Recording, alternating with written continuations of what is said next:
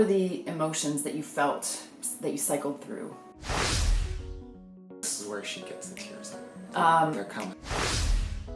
The entire swim is a bathroom break, as far as I'm concerned. Well, in a fascinating turn of events, Trainiacs, No Triathlon Kim suggested that I'm always up here yapping away and I might not be so very good at communicating the vulnerable stuff. And as you might know, she is a former reporter, so is good at asking the cut-to-the-bone questions, and she suggested that she interview me about the long swim, etc., etc. So, that's what's going to happen today. All right, let her rip. Okay, where to begin? Turn off the ringer, that's where to start. Always. Now, really where to start. I think the key thing that I thought was maybe missing from the long swim video and your day after long swim video was talking to the Trainiacs about the emotions that you felt while you were swimming, because you didn't just paddle for 10 hours and then you were done. You go through a lot during those 10 hours. So what were the emotions that you felt that you cycled through? It started out as excitement in the first few hours. The first 2 hours it felt easy. In the video I made a comment that it felt like walking. Felt like walking. And I knew that around 3.5 hours it would get tough, and it did, but I didn't really realize the extent to the toll it was going to take on my body. I knew that I was going to be in pain and that there was going to be a bunch of mental chatter, but it was actually like it was so far beyond that pain and mental chatter that I think the cold, it basically skipped me through that elation and excitement and went all the way through pain like right away. And I think my body started actually shutting down, and before I could even really feel pain, my brain started shutting down. Like I swam a ton of it with my eyes closed, not because of any reason besides like I just couldn't process visual images very well. I couldn't process people talking to me very well. And then something you said in one of the radio interviews that you did was that that range of emotions included despair, sadness, fear, loneliness. I don't think people necessarily think about that. They just think about, okay, it hurts, and you're trying to say to yourself, keep going, keep going. But those are a totally different range of emotions than I think people would expect you to feel. It was loneliness, it was sadness because I wasn't able to swim with Pat and Jacques, and the whole point of this was to do it together, and because my brain wasn't working, I couldn't process, okay, when I stop, I know that I start getting frozen, and I can't tread water for more than a few seconds without having to keep going. I was just upset at them because I thought that they abandoned me. It's not a rational thought, it's just like, yeah, your basic emotions are happiness, anger, sadness is maybe like a mixture of those two, and like you just take the most basic emotions that I had, and that's all the thoughts that were going through my head. It was never fear. I don't really know how to describe it. It was just a feeling of being alone. Mm-hmm. I think that's important to point out, because when you listen to interviews with the pros after Kona and you ask Miranda Carfrae, what was it that allowed you to make that amazing comeback and win the race? And she goes into sort of a pat answer about just pushing through and other people having a great race and the motivation, but you never hear about like, I wanted to cry, it hurt, I felt lonely, I felt sad that my teammates abandoned me. Yeah, so I think that's important to hear from someone like you, because a lot of folks watching your videos are trying to get motivation. 37 kilometers is an amazing feat, yes, but he is still just like you guys and going through those emotions, because a lot of people in the comments were talking about like, I'm going to do 1,000 meters and it's scary to me like that. You might go through the same emotions too, but you can push through, and that's important too. It wasn't that long ago that when I started originally swimming with people like Pat and Jacques and more elite triathletes, that I realized how much further in their training lifespan they were than I was. And it was 5 or 6 years ago, I ended up just like completely dismantling my swim and swimming in the shallow end of the pool for about 3 months. Then it wasn't a matter of like, okay, I'm struggling just to stay afloat. And that was like the biggest thing that I had to get over to be able to contemplate doing something like this. And then once I do that, then it's not a matter of like fear of water that I've got to overcome. It's how far can I push my body. Pat had to pull out because he knows his body so well that he knew hypothermia was setting in. It was getting dangerous. He couldn't even do the strokes anymore. We could even tell from the boat it wasn't good because Pat's a machine. One of the best triathletes in this province ever. And to see him struggle, like we knew something wasn't right. So he knew to pull out. For you, you didn't have that. You weren't going through that, but you were going through, this is terrible, this hurts, etc. What allowed you to keep going and bring that back, of course, to the amateur triathletes here who might have trouble completing that sprint swim?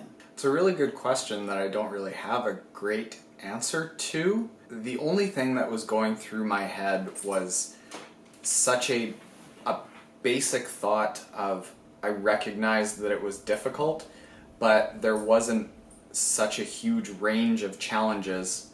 I knew it was basically just me against me. I wonder if the meditating that I've done over the last year has helped simplify a lot of the variables and challenges that could come into my head.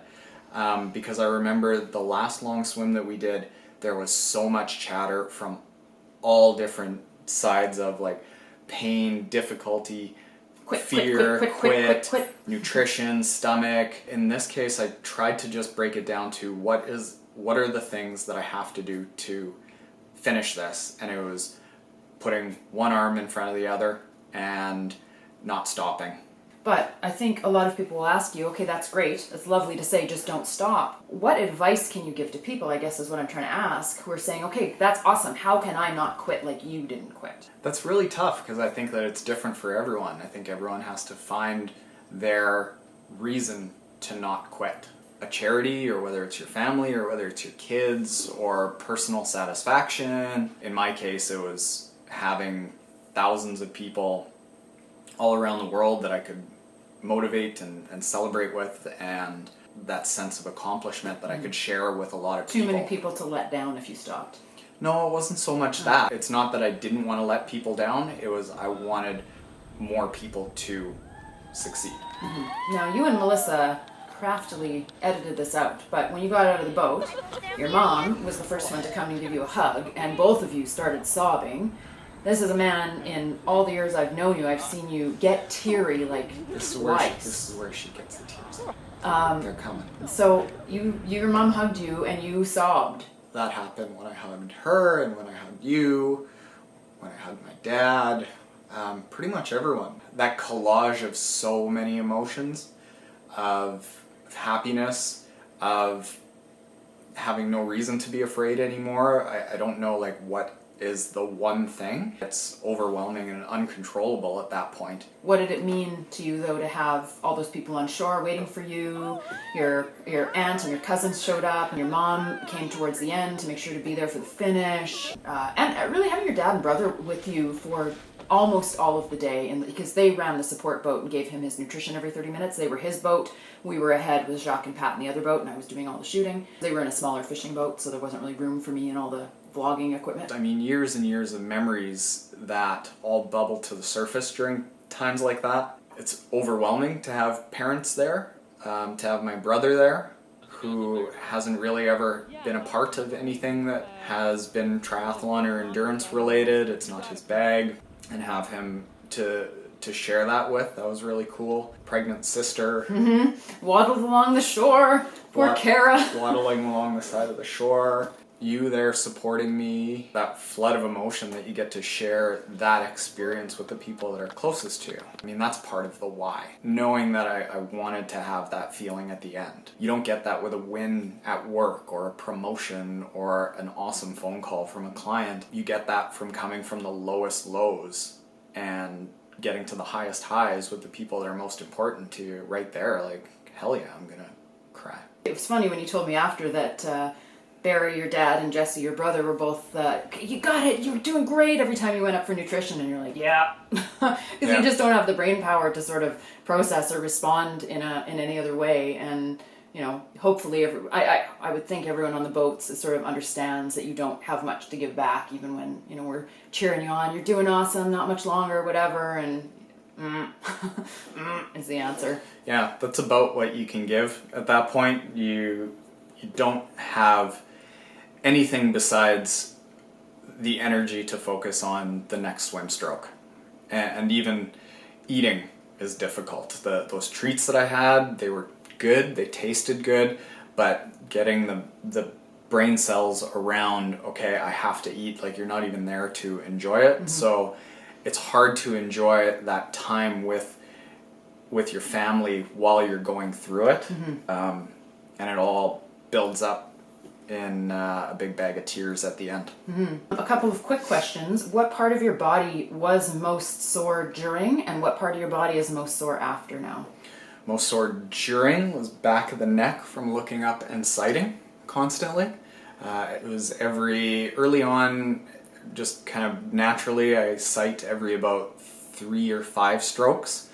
And then towards the end, because I was swimming basically with my eyes closed, it would be every 10th or 12th stroke. And it hurt a lot. Right now, this. Oh yeah, you've talked about the wrist. Yeah, I think. And we don't know why. I think wrist is sprained. Don't know why. You also said though your abs are sore from all the kicky kick, technical term. Yes. Abs aren't bad right now. No? They were kind of crampy, more just fatigue during the race. There were a lot of questions, and they were asked on the radio as well today, about bathroom breaks. There were no bathroom breaks. This was a continuous swim. The entire swim is a bathroom break, as far as I'm concerned. Well, but you didn't use your wetsuit as a diaper. Jacques did. No, Jacques didn't. Jacques peeled his wetsuit off. But anyway, that while swimming, never stopped swimming. But what happens? Like how you didn't need to empty your bowels, basically. So how does that happen? Like when you pee? No, I know what happens when you pee in a pool. How is it that your bowels, that you ended up going 10 hours without needing to? Because so much of your blood flow is in your arms and your legs, keeping them mobile. There's not enough blood in your stomach and your digestive system to push anything through. And because you're fueling on liquids already, it wants to come out as a liquid. Why then does this happen to long distance marathon runners, where often their bowels release at the end? Gravity. Oh, gravity, interesting. Don't have gravity swimming. Ah, okay. How did the water taste? It was quite dirty, as everybody could tell. Tastes like a lake. Tastes like a lake with a bunch of dirt. Yeah. Because it's a clay bottom. That's why the water looks that way. The Red River in Winnipeg has a clay bottom. Jacques and I, we both looked blue after, as a combination of being really cold and actually blue, but also having like gray clay in our face. Mm-hmm. Do I have any other good questions? Anything else you want me to ask you? You're the interviewer. They were asking about wetsuit stuff. Chafing on the wetsuit happened there, and I think back there. Yeah, you've got one little...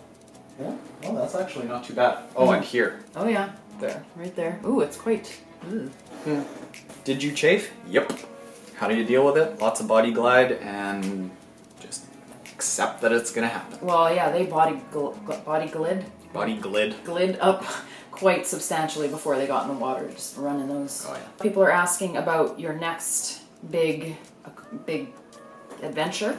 You talked prior to the race about it usually being about a 3-year cycle, that you're not going to want to do anything this painful for another 3 years. You guys have joked about a long bike ride to a really far off location in the province. But what actually would you want to do for an encore? The absolute next thing I want to do is a half Ironman. Just get back to being a triathlete in maybe end of October, beginning of November. And next big thing, I don't know, it actually does not seem like it's going to be 3 years away. What is that supposed to mean? That means that I'm actually kind of feeling very empowered and motivated to do something sooner than 3 years from now. We're going to have a chat about that. That's a good place to end it. Hopefully I'm here tomorrow for another edition of Triathlon Taren. Thanks, Trainiacs, and thank you, NTK. Bye.